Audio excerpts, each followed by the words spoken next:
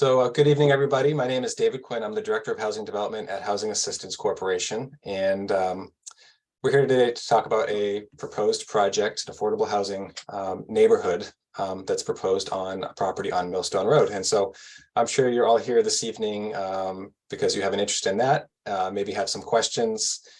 And so we're going to walk through the proposal for that project tonight.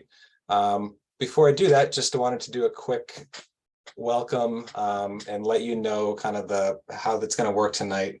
I just mentioned this, but if you joined a little late, you're muted.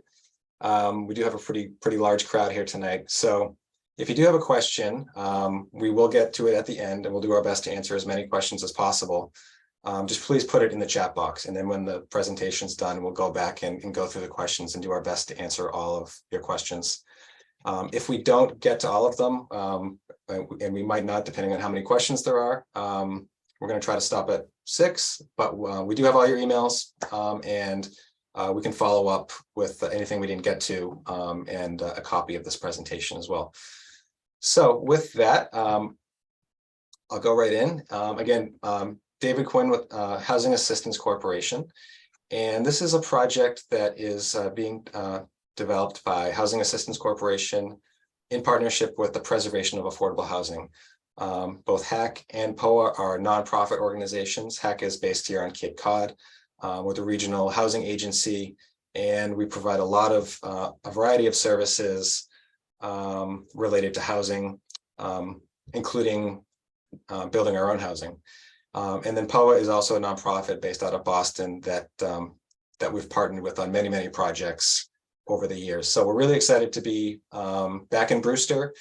We're actually finishing up a project across town at Brewster Woods. We're really excited to be back here working again together on a different site. So I'll start by just showing you, in case there's any question right off the bat, this is the parcel that we're talking about. It is this very large parcel that is between Millstone Road, Captain's Village neighborhood, and Ocean Edge Resort. This is a parcel that was owned by that is owned by the town, and they have done a lot of work over the years to analyze this site and set it aside for housing. And HAC and POAH were fortunate enough to bid on it and be awarded the development rights to the project this past year. So we'll go through all the plans in detail. Our team, I'll let the team members introduce themselves as they come up to speak, but our team, as I mentioned, is HAC and POAH. We also have Union Studio Architecture and Design out of Providence, Rhode Island, as the architect on this project. And then we have the Horsley Witten Group out of Sandwich, Massachusetts, as the engineer and landscape designer. And this is a team that has worked together many times on a bunch of projects. So again, we're really excited to be back in Brewster and with the same team. So I thought the first thing I would do is actually turn it over to Jill Scalisi of the town of Brewster, and I think she can give some helpful background on the site, the town's history with it, and how it came to be that HAC and POAH are looking to build housing. So I'm now going to turn it over to Jill. Thank you very much, Dave. I'm Jill Scalisi, the Brewster Housing Coordinator. And also on this call, Zoom meeting today is Donna Kalanick, who is the Assistant Town Administrator. And I'm going to provide just a brief, brief background of the parcel and the process by the town thus far. This parcel is 16+ acres abutting Millstone Road, as Dave had mentioned. Please, next slide. And this is a timeline. This has been a multi-year process. The bulk of the parcel, about 15 acres, was obtained through land court. This took 10 years, and in 2004, the ownership of the property was transferred to the town of Brewster. In 2005, special town meeting authorized the original landlocked parcel along with 7 other parcels to be investigated for affordable housing. Funds were allocated for professional services, and over the next few years, the town surveyed the property, researched the deed, and explored possible access to the parcel. In 2018, Brewster residents at town meeting approved the transfer of the 15-acre landlocked parcel for community housing purposes, as well as the use of Community Preservation Act funds to purchase an abutting 1+ acre parcel which accessed Millstone Road.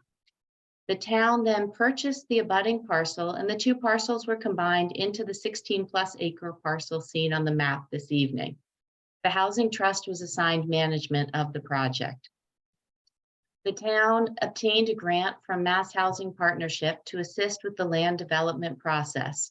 And in 2019, Bowler Engineering performed an initial due diligence study on the property. The trust hired Barrett Planning Group to lead a community engagement process, which included 2 online surveys and 3 in-person sessions, as well as regular resident input at monthly trust meetings. With guidance from the Housing Production Plan and the community, the trust determined housing goals for the property, and the feasibility study was completed, and in response to community input, a watershed study was also done. And this provided the background for the trust to draft the request for proposals, the RFP, to select a developer to design, construct, and manage affordable rental units on the Millstone property.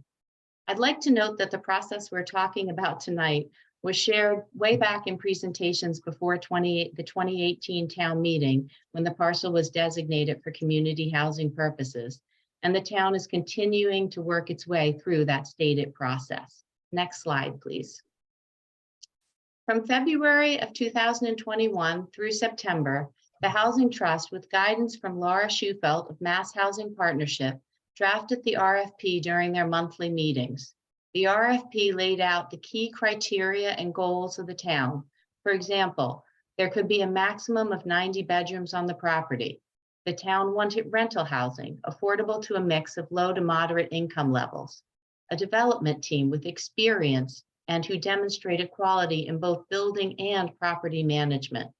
A design that blended in with the site, as well as the style and architecture of Brewster.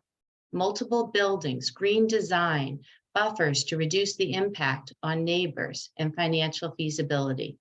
Town residents provided comment throughout the writing of the RFP. The RFP was approved by the Select Board and issued in October 2021. Responses were due and received in December.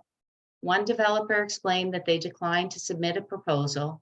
One proposal didn't meet the minimum submission requirements, and a proposal which met submission criteria was received from POAH and HAC.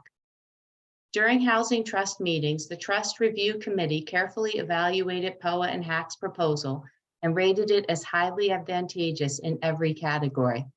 The Select Board approved the Trust recommendation and awarded the design, construction, operation, and management of the affordable rental units at the Millstone property to POAH and HAC.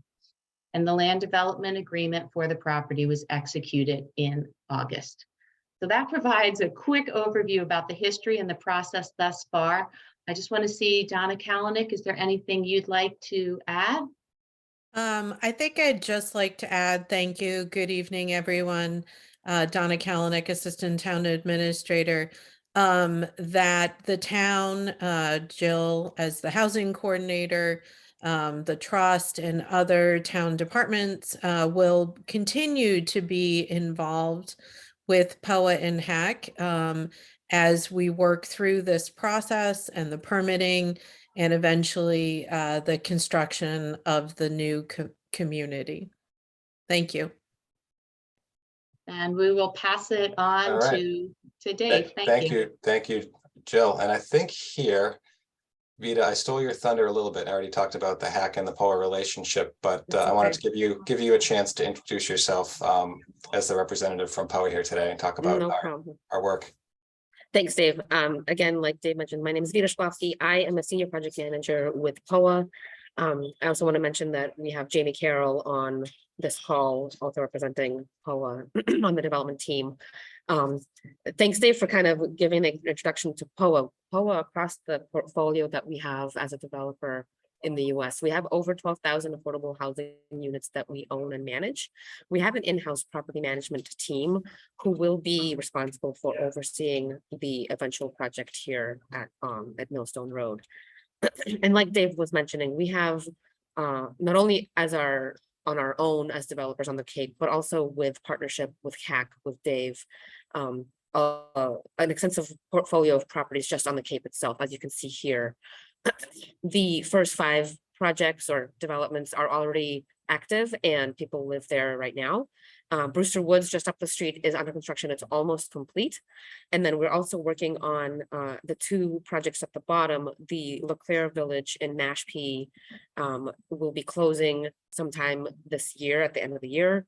And Cape View Way in Bourne is awaiting funds commitment from local and state funders.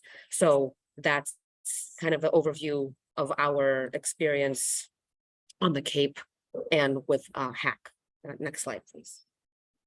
So what I want to kind of give you a little bit sense of for the project, some of you may have seen this before in the extent that you've been part of the proposal review process. And if not, I'd like to just give you kind of an overview.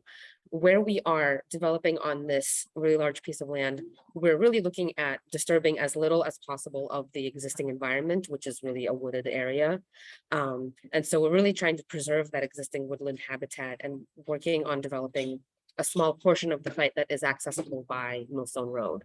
We are really trying to cater to a range of household sizes and household types. We will have a number of buildings that Union Studio will show you that is in the kind of vernacular of Cape Cod style architecture. 45 apartments, all rentals, spread across these buildings in kind of a little mini village, mini green of sorts, with townhome styles, as well as a small building that has kind of flat style apartments. And across those 45 apartments, we will have 15 1-bedrooms, 5 3-bedrooms, and the remainder, kind of the majority of these apartments as 2-bedrooms, really trying to serve the families that are looking for permanent year-round housing in Brewster. Like I mentioned, with this kind of configuration of the site, we're looking to maintain the existing habitat and preserving or kind of creating a small footprint of the building so as to keep a low impact development.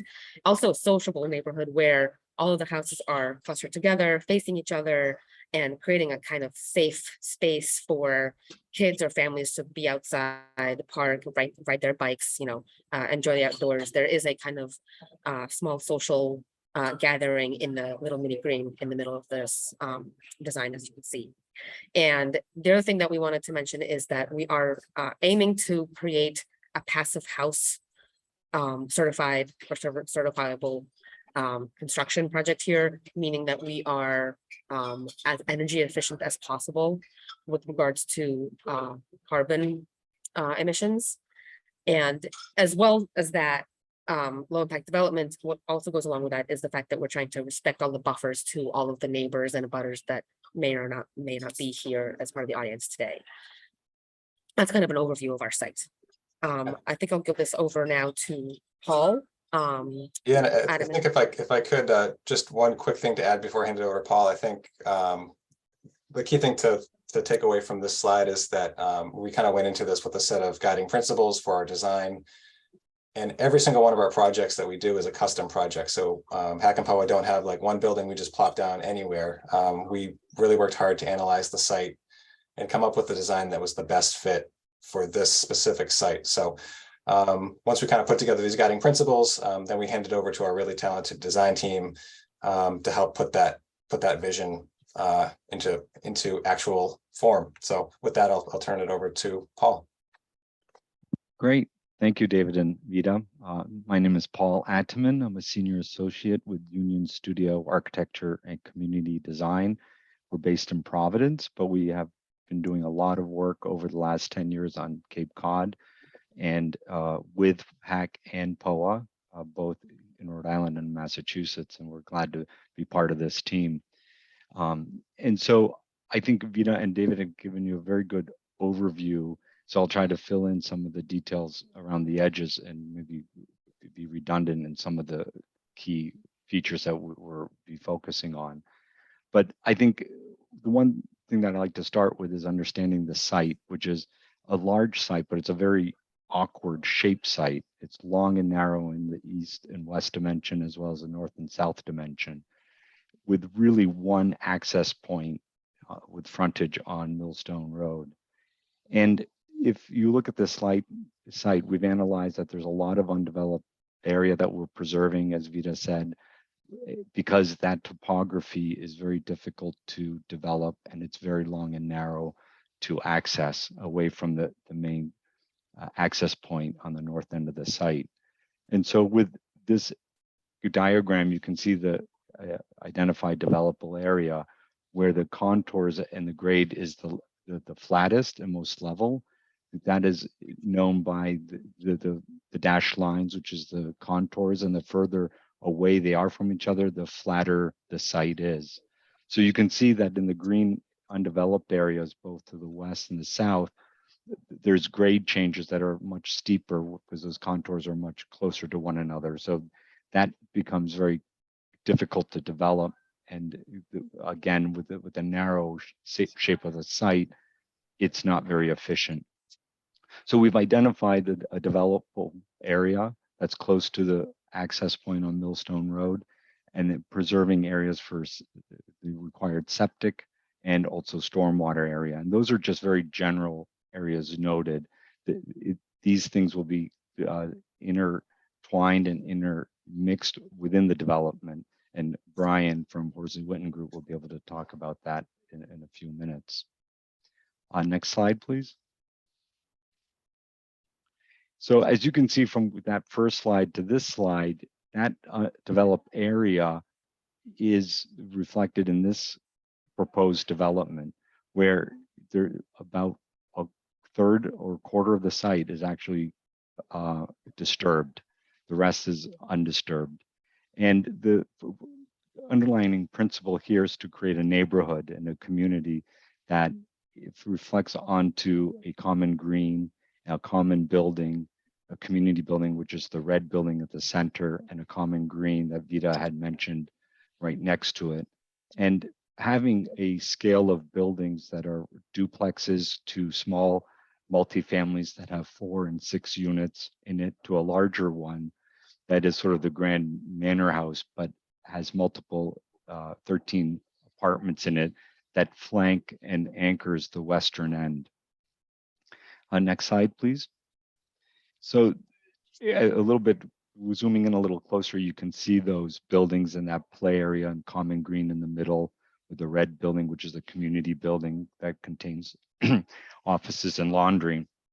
It's organized around a loop road, which is very efficient, so you can park along it, but it also gives access into the site for not only the residents and visitors, but also emergency vehicles and fire apparatuses that have easy access to the buildings and an easy turnaround to come in and out. I know there's been a lot of concern about the impact of the development to the neighbors to the north, the south, and the east.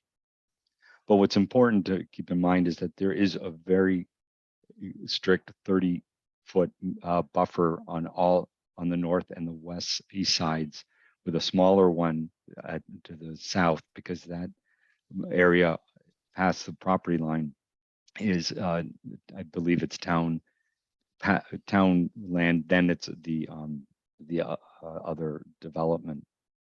But we're preserving that buffer as much as possible, and then within between the proposed buildings and that buffer line setback will be disturbing, but we'll be also replanting a little bit to revegetate some of that edge and vegetation that is lost from the construction. Next, thank you. And this here shows you the breakdown of the building types. As I mentioned, there's some duplexes, which are in yellow. I'm not sure if you could, it's very discernible on your screen, and a darker yellow, which is a 4-unit building, and then the light orange is a 6-unit building, interdispersed so that it's not a regular, they're not grouped in certain areas, but they create a variety. for the streetscape and small spaces in between adjacent buildings, so that there's a semi-public realm of public gathering spaces beyond and added to the sort of the main play area on the common green. There's 72 parking spaces, which is an average of 1.5 per dwelling unit with added visitor spaces. And Brian might be able to talk a little bit more about that arrangement. But we felt that HAC and POAH would be able to also ask, to address or speak to that ratio, which they believe is very in keeping with other developments that they have developed in the past, that is an appropriate ratio for this type of project. Excuse me. I think this, I will hand it over to Brian to talk a little bit more of the site design and landscape. And Brian is from Horsley Witten Group. Thanks, Paul. Sure. Good evening, everyone. My name is Brian Kuchar. I'm Associate Principal at the Horsley Witten Group. I'm a registered landscape architect and professional engineer. And as Vida and Paul had mentioned, the site design really is striving to preserve groups of existing trees and the plant understory as well, to maintain large and small buffers within and along the perimeter of the site design and landscape. We also have a centrally located wooded common green area that's you can see in the center of the site design, along with the play area and pocket greens. And then we have a larger play field to provide open space for the residents located behind the multi-family building. We plan to use a fescue seed mix blend in the mowed turf areas. This requires less fertilization and less watering. And if possible, we hope to also have mowed areas or less frequently mowed areas incorporated along the edge of the site design as it blends into the surrounding buffer. The landscape will also be helped to minimize the impacts of the built environment through the creation of a sustainable landscape that incorporates green stormwater infrastructure and relies on native plantings to blend into that surrounding environment. Next slide, please. This is just a quick overview of the more technical or site infrastructure. The proposed wastewater treatment and disposal system is located in the western portion of the site in the yellow rectangle behind the multi-family building. The system will be designed in accordance with Title V, the State Environmental Code, and Brewster Health Department regulations, and it will include an advanced wastewater treatment system capable of nitrogen reduction, and it will be discharged to a pressure-dosed leach field. Gravity system will be used to carry that wastewater to the leach field. As I mentioned in the earlier slide, the stormwater management has also been considered early in the design. This is a conceptual layout of the different approaches or different practices we may use. Ultimately, we want to capture and treat the first flush of stormwater runoff. We want to manage our increase in volume and provide groundwater recharge. And we'll also be working closely with the design team to try to keep the impervious cover to a minimum. And ultimately, we're just trying to minimize the impacts of any increase in stormwater runoff. Next slide, please, Dave. And then just lastly, some of the tools in our toolbox that we use would include bioretention at the surface and in tree trenches to provide that stormwater treatment. And then we're looking at both potential surface stormwater management with infiltration basins or an infiltration basin, as Paul mentioned earlier, as well as underground chambers to provide that additional recharge. And as I mentioned earlier, we'd be looking at porous pavers and different applications to reduce the impervious cover. Next slide. And I think we're handing it back to Paul. Yes, thanks, Brian. Hello again.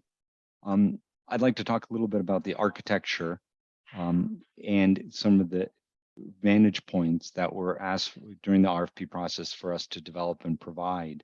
And this view, bird's eye view, shows what the three-dimensional feel looks like and is versus a 2D drawing that you saw earlier, showing the scale of the buildings, a variety of scale from some of the 2 families that are in the foreground, some of the 4 units that are off to the right, which is the east side, and then the larger multifamily at the west end of the site, all facing and creating a nice community and neighborhood.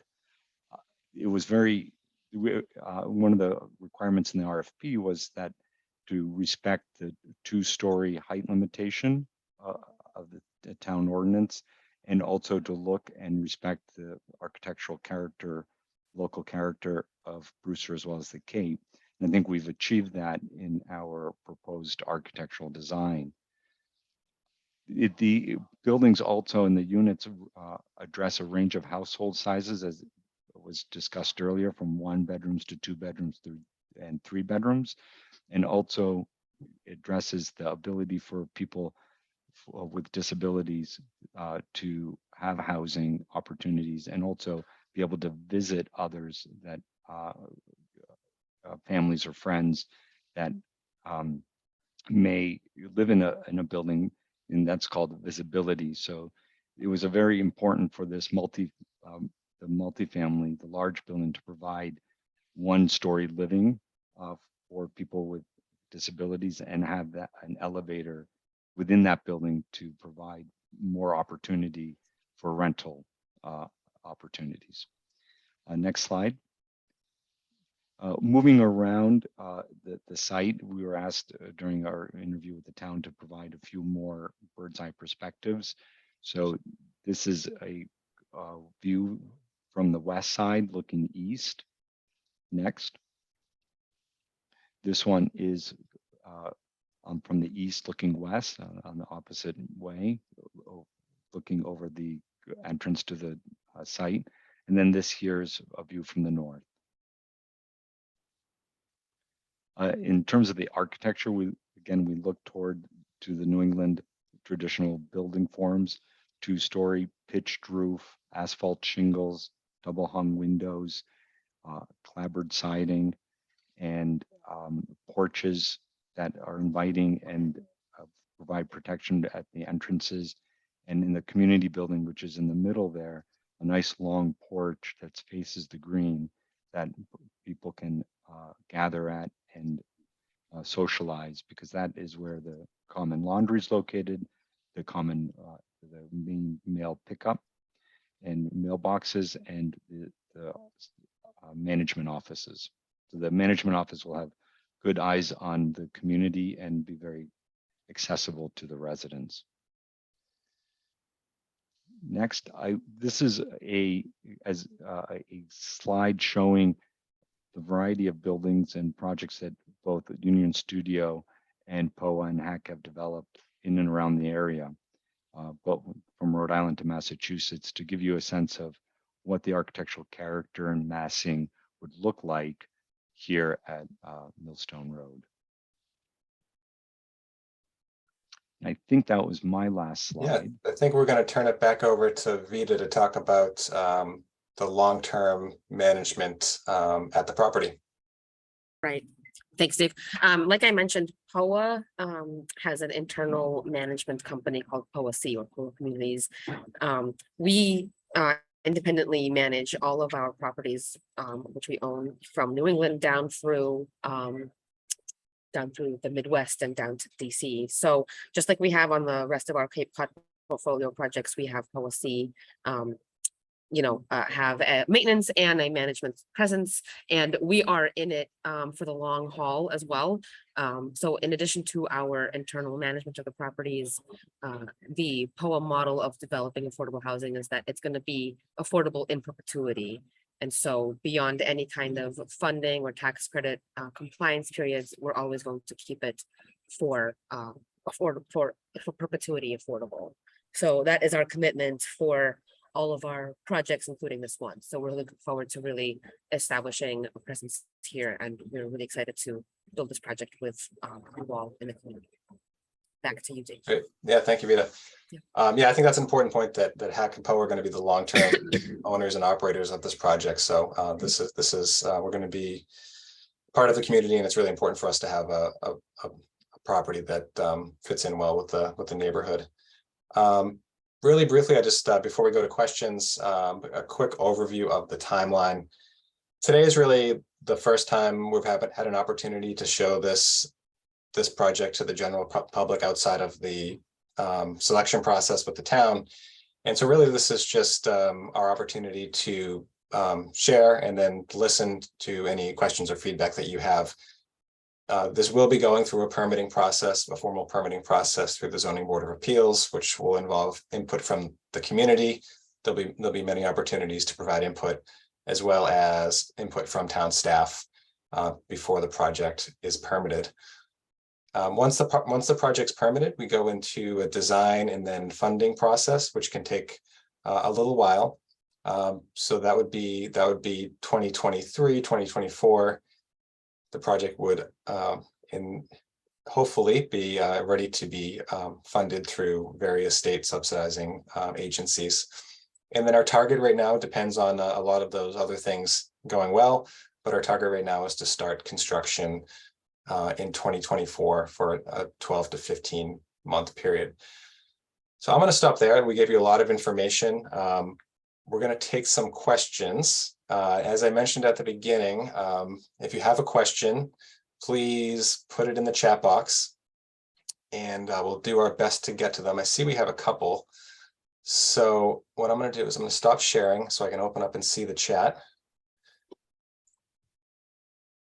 Okay. Okay, so first question we have is, will an environmental impact study be part of the comprehensive permitting process? So a question about environmental impact study. I don't know if we know if a formal environmental impact study will be required. I might throw this over to Brian if he knows, but that's the type of item that would be addressed during the permitting process with town input. Any additional studies or things we need to look into during permitting, and make those kind of determinations about what additional studies may be needed. So Brian, unless you have anything else to add about that, about any kind of specific study that would be required. I would just add that the question looks like it was referring to something discussed earlier.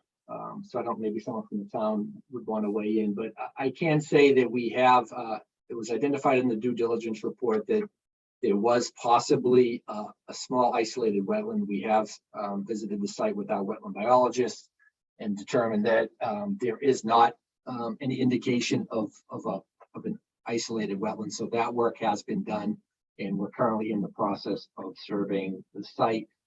Just to the point about the trees, as I mentioned on the landscape slide, it really is our goal to try to preserve as many trees as possible in large groups of trees. And also we have discussed as a team looking at the grading when we start to grade out the site, and are there ways that we can be a little creative with our grading to preserve some of the existing trees within the proposed development itself. That's really a win-win for both the developer, who gets large trees instead of having to purchase and plant smaller new trees, and then I think overall for the environment, as many trees as we can preserve, there's long-term benefits there as well.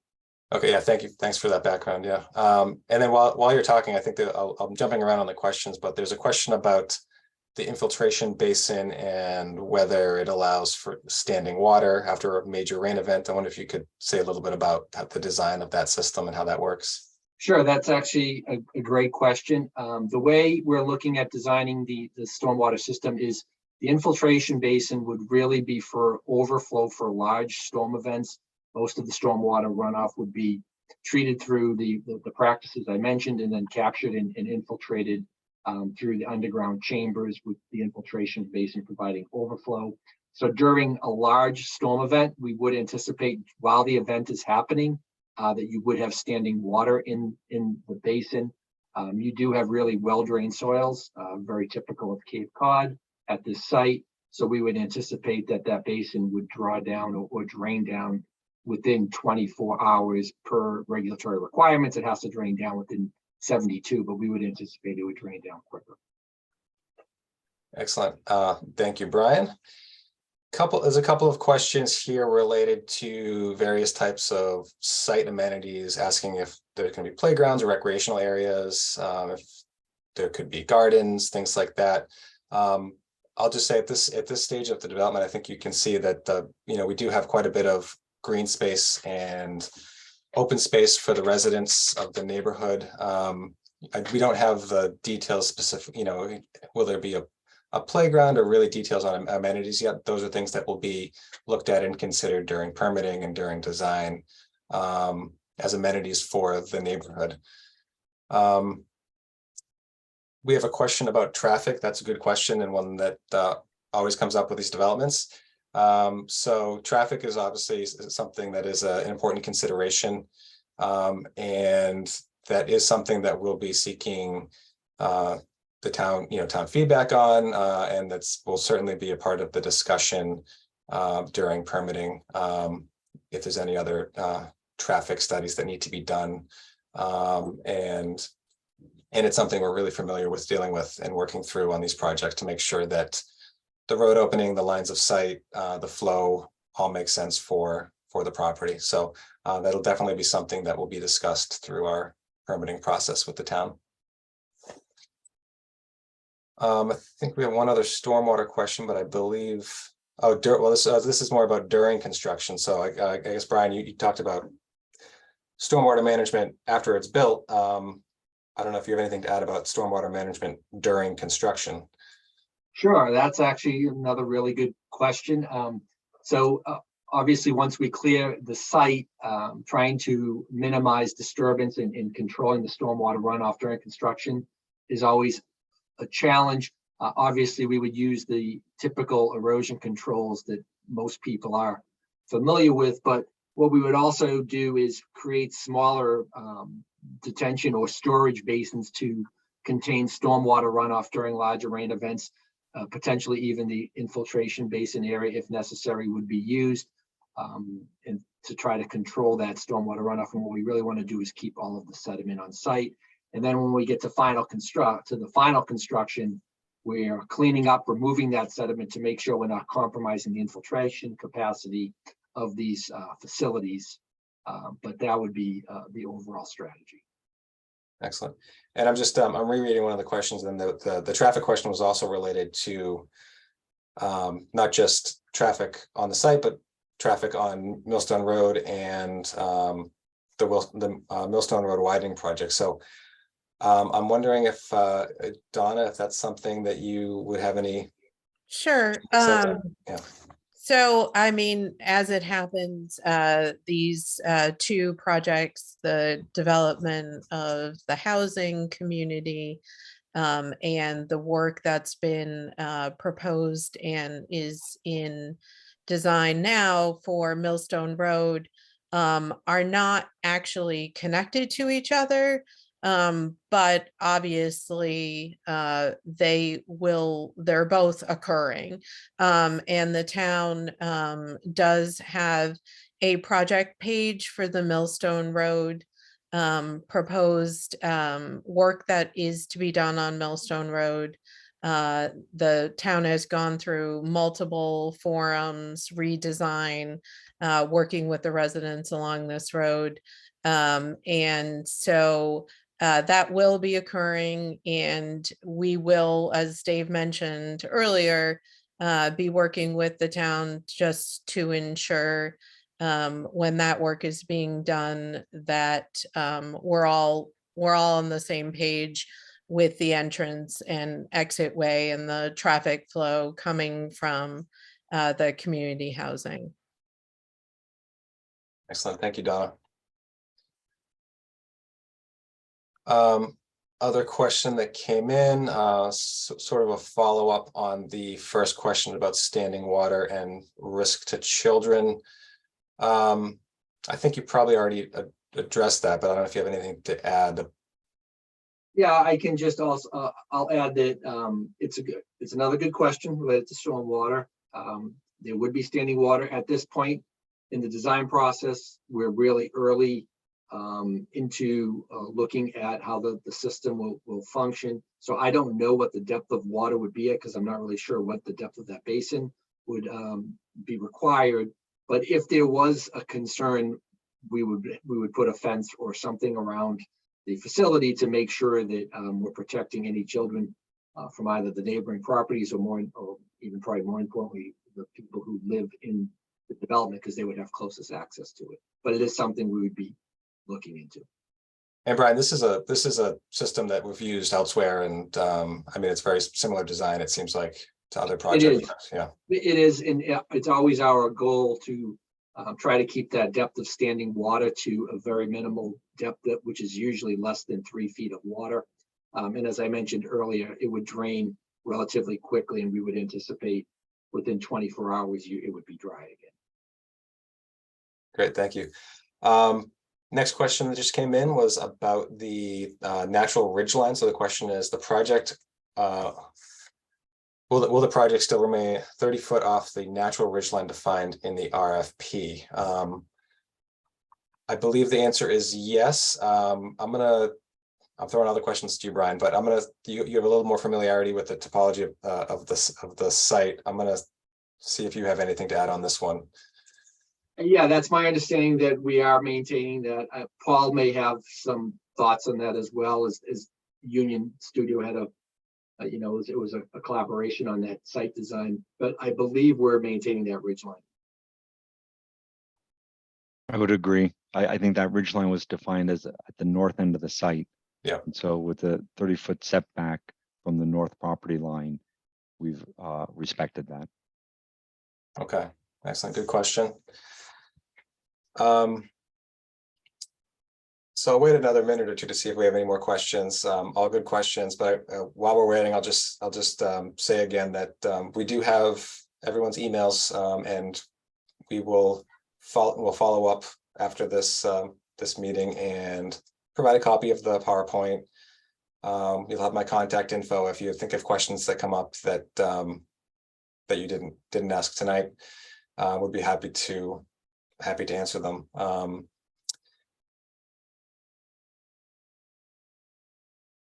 So yes, it seems like we don't have any more questions coming in. So I think unless there's anything else that anyone from the town or the team wants to add. Oh, we have a compliment. So thank you, Laura. Appreciate that. And Elisa, thank you. Well, she's a little biased, but Donna, I see your hand is up. Yeah, thanks. I just really wanted to commend the work that your team has done. The Brewster Affordable Housing Trust worked very hard to put the RFP together and to incorporate those things that the community values. And you very much met the design standards and the respect for the buffers and property management, and particularly also the energy efficiency piece, which was done at Brewster Woods as well. So we look forward to continuing to work with POAH and HAC and your partners.